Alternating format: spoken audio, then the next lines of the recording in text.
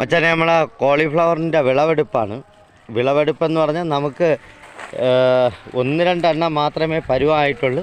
പല പല സെക്ഷനായിട്ട് വെച്ചിരിക്കുകയാണ്. കണ്ടോ, ഇതിൽ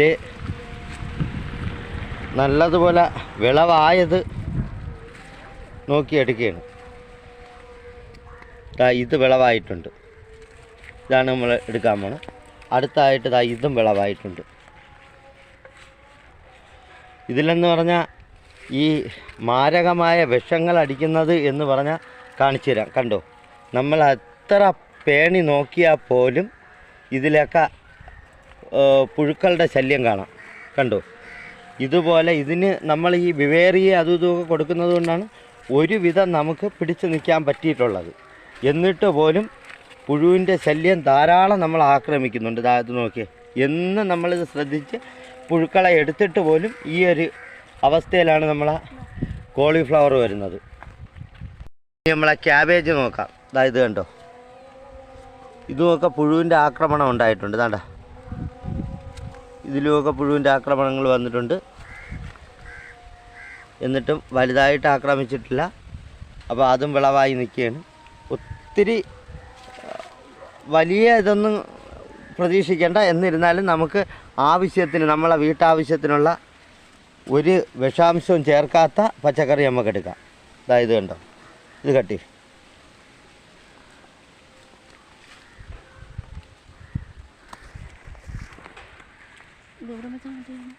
അടി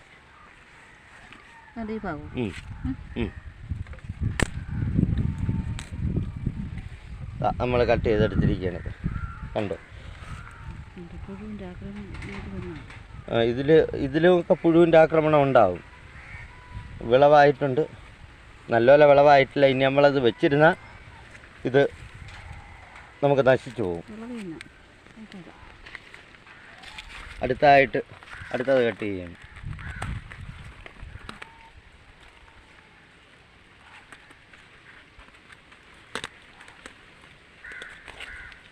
നമ്മളെ വീട്ടാവശ്യത്തിനുള്ള കോളിഫ്ലവർ നമുക്ക് ഡെയിലി കിട്ടിക്കൊണ്ടേയിരിക്കും. കണ്ടോ, ഇത് നമുക്ക് യാതൊരു വിഷാംശവും ഇല്ലാത്തതാണ്. ഇത് നമ്മൾ വിവേറിയ അതുപോലെ തന്നെ സൂഡോമോണസ് ഒക്കെ കലക്കി ഒഴിച്ചിട്ട് പോലും താണ്ട കണ്ടോ, പൂക്കളിൽ പുഴുക്കുത്തിൻ്റെ ആക്രമണമുണ്ട്.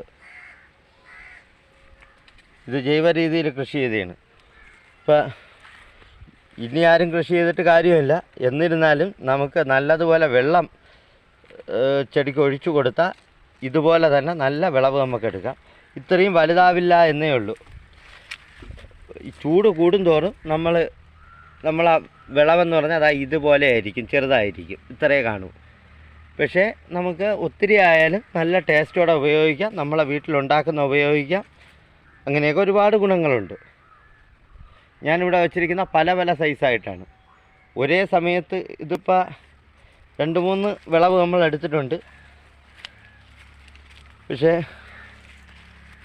അതുപോലെ ഓരോന്നും നമുക്ക് വിളവെടുക്കാൻ പറ്റും.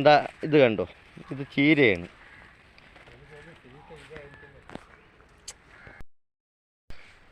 ചീര തന്നെ ഉണ്ടോ, ഇതുപോലെ ഒരു ഗ്രോ ബാഗിൽ നമ്മൾ നട്ടുകൊടുത്താൽ നമുക്ക് നമ്മളെ ആവശ്യത്തിനുള്ള പച്ചക്കറി ഒരു വിഷാംശവും ഇല്ലാത്ത നമുക്ക് കിട്ടാം. ബാൽക്കണിയിലും അതുപോലെ തന്നെ ടെറസിലും ഒക്കെ നമുക്ക് കൃഷി ചെയ്യാണ്ട. പയർ കണ്ടോ നിൽക്കുന്ന, നമുക്ക് നല്ല വിളവ് കിട്ടും. നമ്മളെ വീട്ടാവശ്യത്തിനുള്ള തക്കാളി, അതുപോലെ തന്നെ പയർ, ചീര, ക്യാബേജ്, കോളിഫ്ലവർ, ഇതൊക്കെ നമുക്ക് നമ്മളെ വീട്ടിൽ തന്നെ കൃഷി ചെയ്തെടുക്കാൻ പറ്റും. ഈ വേസ്റ്റാക്കി കളയുന്ന നമ്മളെ ഈ സിമൻറ്റ് കവർ, അതുപോലെ തന്നെ ചാക്കുകൾ, ഗ്രോ ബാഗ്, ഇവയൊക്കെ നമുക്ക് ഇതുപോലെ കൃഷിക്കെടുക്കാം. ഈ സിമൻറ്റ് കവറും ചാക്കുകളും ഒക്കെ ആണെങ്കിൽ നമുക്ക് 10 പൈസ ചിലവില്ലാതെ നല്ലതുപോലെ കൃഷി ചെയ്യാം. കാരണം ചാക്കിലൊക്കെ എന്ന് പറഞ്ഞാൽ നമുക്ക് ആവശ്യത്തിനുള്ള പോട്ടി മിക്സ്, വളം മിക്സ് ചെയ്ത് നമുക്ക് കൊടുക്കാൻ പറ്റും. ഇത് കണ്ടോ, ഇത് നമ്മളെ ക്യാബേജാണ്, വന്നുകൊണ്ടിരിക്കുന്നതേ ഉള്ളൂ. ഇത് കണ്ടോ, തൈകളാണ്. ഇത് പല പരുവത്തിലാണ് നമ്മൾ വെച്ചിരിക്കുന്നത്. കാരണം ഇതിന് എപ്പോഴും ജലാംശം വേണം, വെള്ളം എപ്പോഴും വേണം. കാലത്ത്, ഉച്ചയ്ക്ക്, വൈകിട്ട് 3 നേരം നനച്ചു കൊടുക്കണം. അതുപോലെ തന്നെ ഈ തുള്ളി നന, ട്രിപ്പിൾ ഇറിഗേഷൻ അതുള്ളവർക്ക് ഇതുപോലെ കാലത്തെ ഓണാക്കി വെച്ചിരുന്ന തുള്ളി തുള്ളിയായിട്ട് വെള്ളം വീണുകൊണ്ടിരിക്കും. അത് ചെടിയൊക്കെ സ്വീകരിക്കുകയും ചെയ്യാം. കാരണം ഒരു ദിവസമെങ്കിലും ശകലം വെള്ളം നമുക്ക് കുറഞ്ഞു പോയാൽ ചെടികൾ ഇതുപോലെ വാടും. ഇന്ന് കാലത്ത് ഞാൻ വെള്ളം ഒഴിക്കാൻ മറന്നുപോയി, കണ്ടോ, ഇതുപോലെ വാടിപ്പോവും.